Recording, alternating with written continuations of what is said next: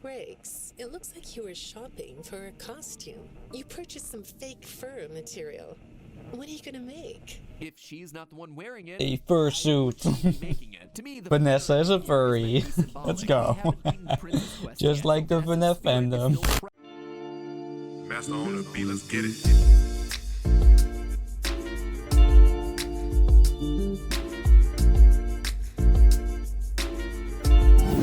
And let your hand drift across the canvas.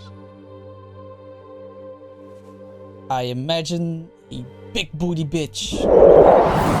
Today, we solve FNAF. Wait, didn't we say this exact same thing 7 years ago? True. Gonna solve FNAF again.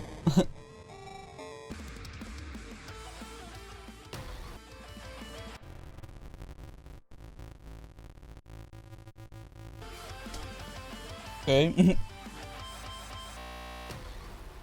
Hello, Internet. Welcome to Don't look behind me. Theory, the show that reminds you that if you I don't know, man. There's nothing behind me. summon DJ Music Man to your neighborhood for a block party. Oh shit. Hit that like button. Didn't work? Have you tried clicking subscribe? I hear that sometimes works too. I guess I'll subscribe again. I'll unsubscribe. I don't think you want that. Working hard enough. Aren't you tired of just plain boring merch? The kind that you buy. Ah, okay, sure, yeah. It looks cool, but it just sits there on your body, not. Yeah. Oh yeah. Oh, so sad. Yeah. Before. Obviously, I hate wearing piece of clothes to solve black major shirts. mysteries of security breach. And you know what? I think I solved it. Or at least I think I've solved most of it. 7 years ago, I made this video, The Clue That Solves Five Nights at Freddy's, where we put together all the pieces to support dream theory. The concept that the first 4 games of the series were all a collection of nightmares happening inside the mind of a child. In that episode, there were lots of points of evidence, but ultimately the conclusion hinged on one key design detail, the alarm that brought each night to a close at 6 o'clock a.m. A grandfather clock for 3 games and a digital clock for number 4. 3 games in the crying child's house where we see a grandfather clock, the 4th in a hospital right before he dies, which ironically enough is the one whose gameplay is happening in a recreation of the house. Ooh, there's a reason this series is so difficult to talk about. Anyway, the reason I bring that video up is because today's theory works largely in the same way. Over the past few FNAF episodes, I've been trying to make heads or tails of security breach, pulling at what to me felt like the strongest thread. Gregory as the crying child reborn in a robot body. Him reuniting with his brother Michael in the form of Glamrock Freddy and his sister Elizabeth in the form of Vanessa. And I've covered a lot of evidence trying to support that claim. The character's design, colors, the ice cream, the voice lines, robotic eyes, the satisfying narrative arc that it provides the game's 3-star ending. I mean, wonder when the DLC's there coming are out. 2 episodes that are jam-packed full of discussion around exactly this. But today, I finally have my smoking gun. The clue that takes it from just a controversial theory to, at least in my mind, largely proven fact. Just like with the clocks and the dream theory, it's the one clue that is so specific, so intentional that it confirms that this was the main intent of the game. Until, of course, they decide to retcon it all due to bad audience feedback to keep the franchise going for another 7 years. Sorry, guys, I hate to say it, but I think I'm unfortunately right this time. Gregory is a robot, and he's the crying child reborn. And by the end of today, I think you're gonna be convinced. And then from there, we're gonna talk about how all of that factors into the game's narrative and its final mystery, Patient 46. It all begins here, the post-it room. Huh,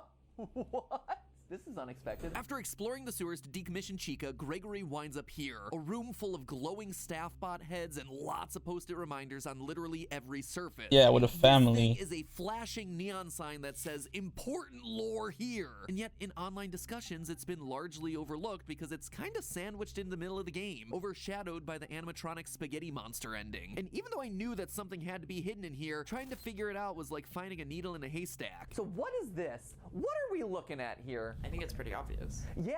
Is it obvious, Matt? What is it? You get to a certain age, Uh-huh. and you gotta start taking notes.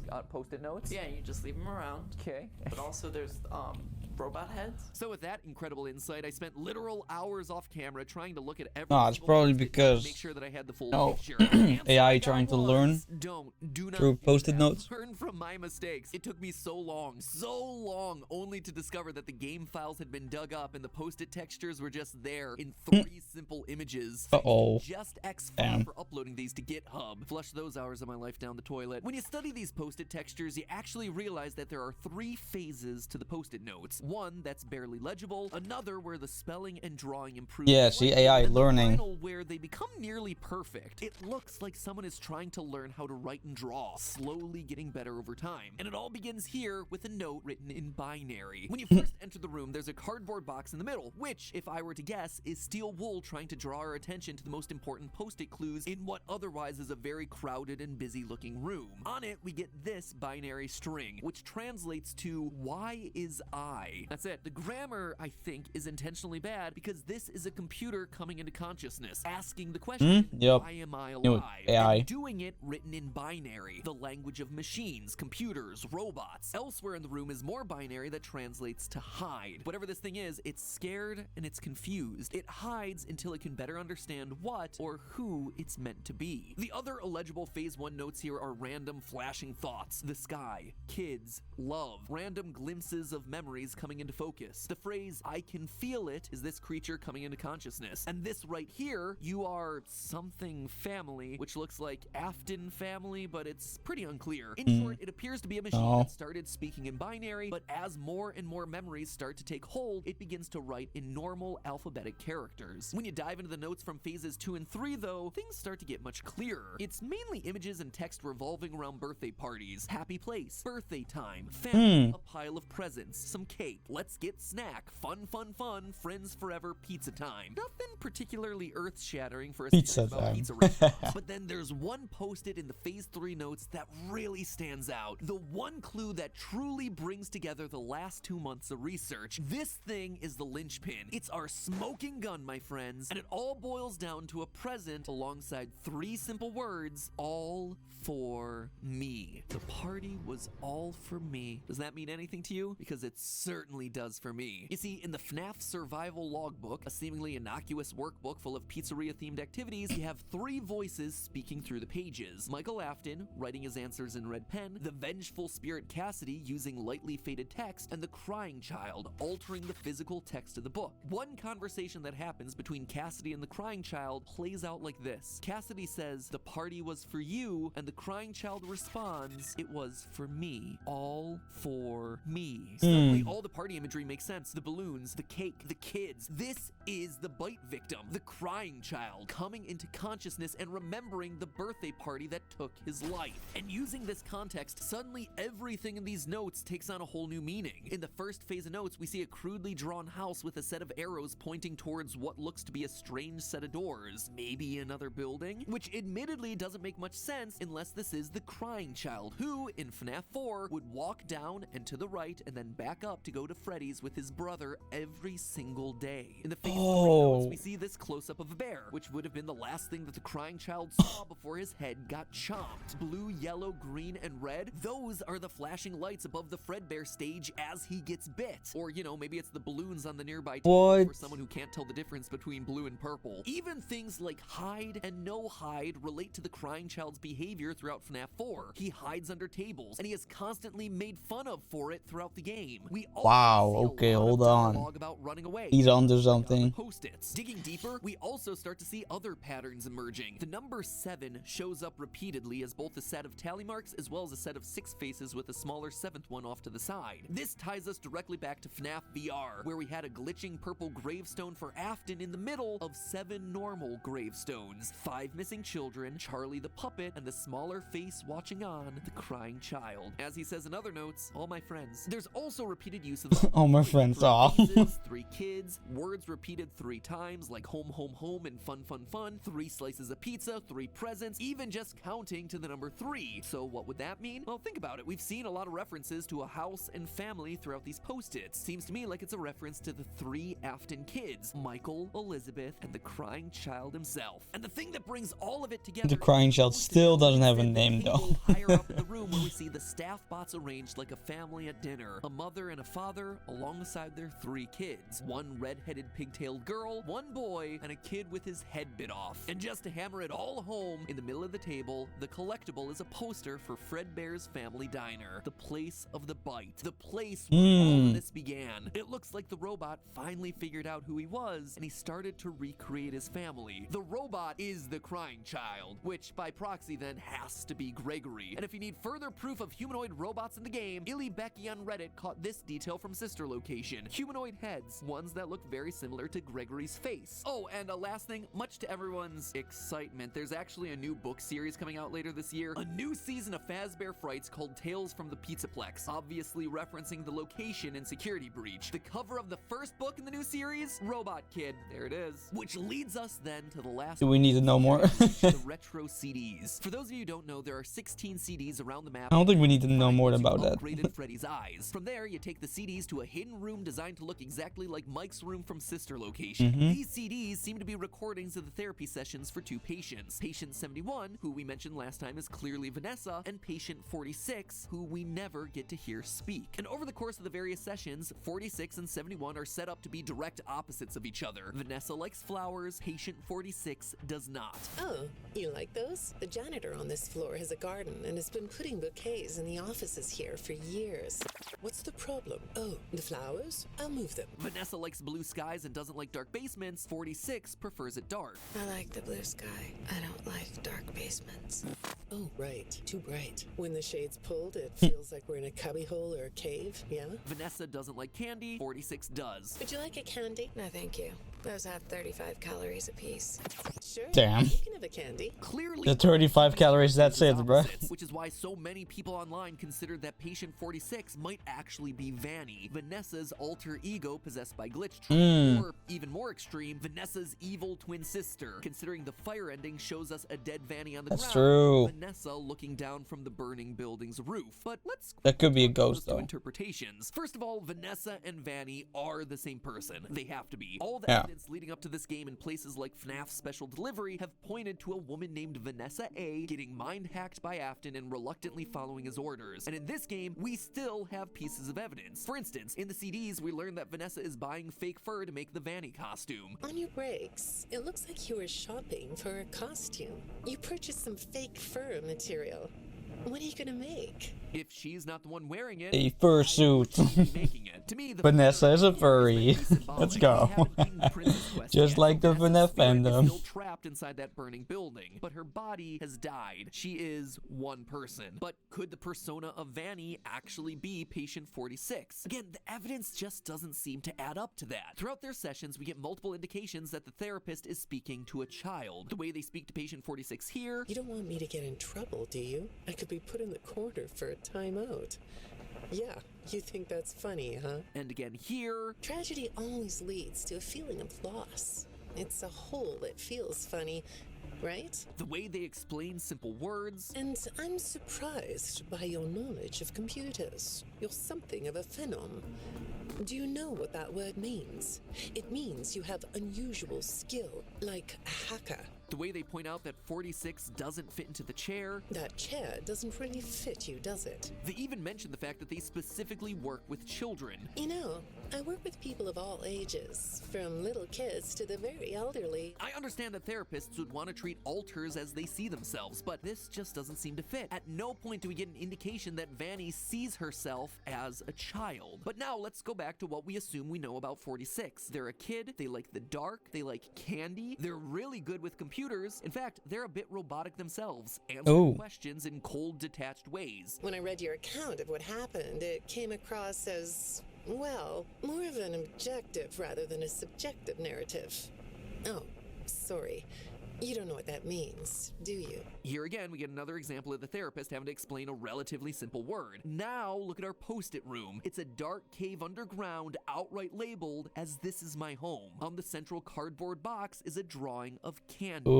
A robot would be emotionally detached and would also So generate a patient. hacking. Heck, the therapist does tell patient 46 to write down their Patient feelings. 46 is Suggested Gregory you then. write down exactly what made you so sad and scared. And if this room isn't an example of that, I don't know what is. Taking it one Wouldn't be odd, you know? I'm right in saying that Gregory is indeed the robot. Two family members Here. going through the That's same why he doesn't therapist. fit into the chair. He's a kid. That's also the reason Steel Wool couldn't let us hear 46's voice throughout these therapist tapes. It would give away the game. It would immediately take away the mystery of who 46 is, since we hear Gregory talk so much. But why would Gregory, a robot kid hiding out in the Pizzaplex, actively be seeking out therapy? He's not in a school of any kind, and he's not employed, so it wouldn't be mandated. What is going on here? Well, over the course course of the 16 CDs, we listen as both patient 46 and Vanessa visit a total of 5 therapists, all of whom are implied to have been mangled to death by machinery. But the deaths here aren't arbitrary. If you track the tapes, each therapist ends up getting killed off immediately after they start asking Vanessa about encrypted messages that she's been receiving from a mysterious figure. Your performance reviews are good,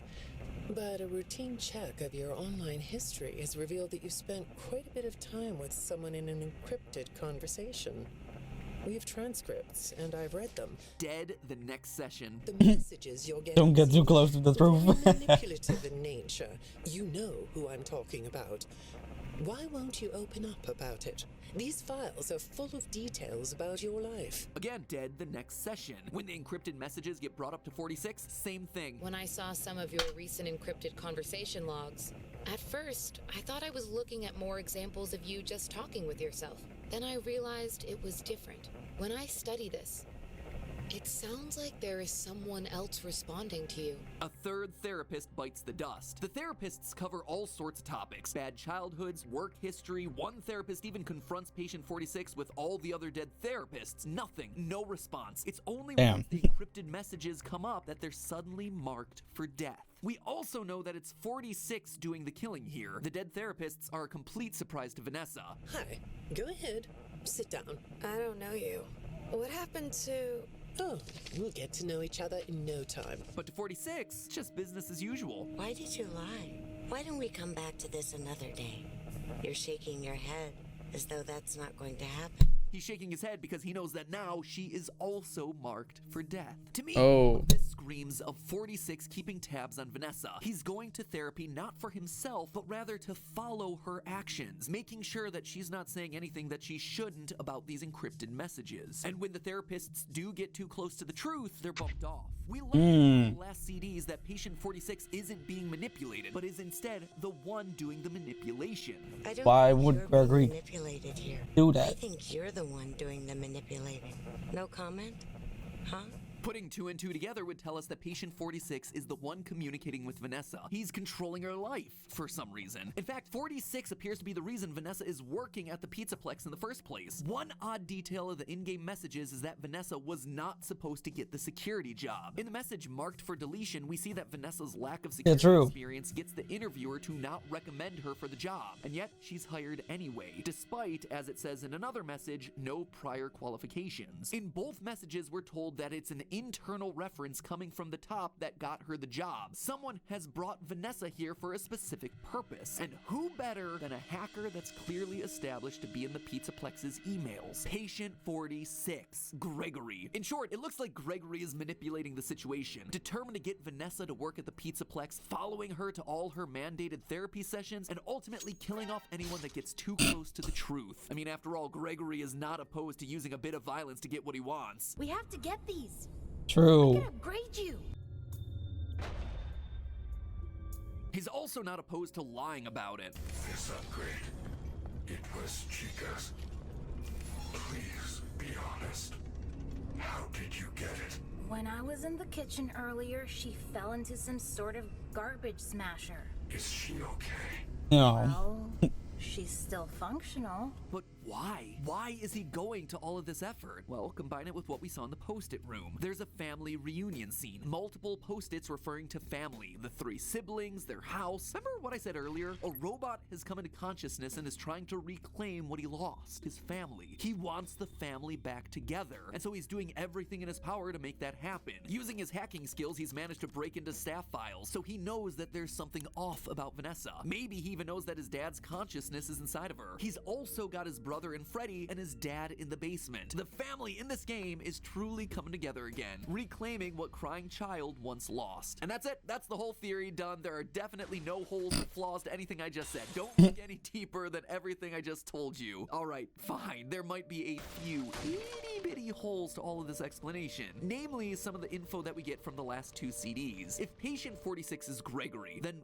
why is he glitching the system to make all the animatronics scarier? If he lured Vanessa to the Pizzaplex, then why would he then be avoiding her throughout the game? Why would he be surprised to see Afton in the basement if he's trying to bring the family all together? There's also the mystery of the whole parent story. 46 is said to have good parents. None of what you said in your file about your parents was true.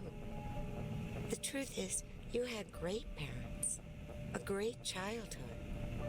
Why did you lie? But how would records of good parenting exist for a robot who presumably had no parents? Or the crying child whose records presumably would say that he was dead? Or even if you don't believe those theories, if 46 is Gregory and Gregory's just a homeless kid, that doesn't sound like he would have had a great childhood or any sort of home life. But the kicker, the one to me that makes this really difficult to explain, is this email that I had long forgotten about from FNAF AR. Strap in for this one, friends. Hey Ness, I hope things are good. I saw you ordered 3 lifelike human male rubber masks, and I was dying to ask what they're for. Sounds to me like a robot kid is confirmed, but it also sounds to me like Vanessa built it or gave rise to this robot kid. If so, I ask again, why would Gregory be avoiding her throughout the game? I mean, the best I could come up with is that somehow Gregory escaped and is now convinced that Vanessa is trying to shut him down because of his rogue programming. I mean, it's not a bad idea, but then why would he be luring her to the Pizzaplex? It's like one half of each explanation works, but then when you try to connect it back with like the other half of the theory, they end up contradicting each other, which is really frustrating. There are 2 other options. First, the robot kid from the post-it room is entirely brand new, or the second option is it's someone that we never see in the game, Baby. Now, the first option of a brand new character, yeah, it's cool, I guess. I can't really speculate about that. It could literally go anywhere and solve everything. As for option 2, Baby, just like with Gregory, there are certain things that fit and other things that just don't. Baby, like Gregory, could want to put the family back together. Baby has always wanted to make Daddy proud, so she'd be quite happy to kill off therapists that got too close to the truth, just Fair like enough. 46. And she would willingly spread the Afton virus to make the animatronics scary in order to bring Daddy back. If she's using illusion discs, or if she acts like she does in the books, then it's possible that she'd be able to take the form of a child and make up a backstory. She's also a character that canonically loves disguises, just like Patient 46. It reminds you of a mask? Like a disguise? Yeah,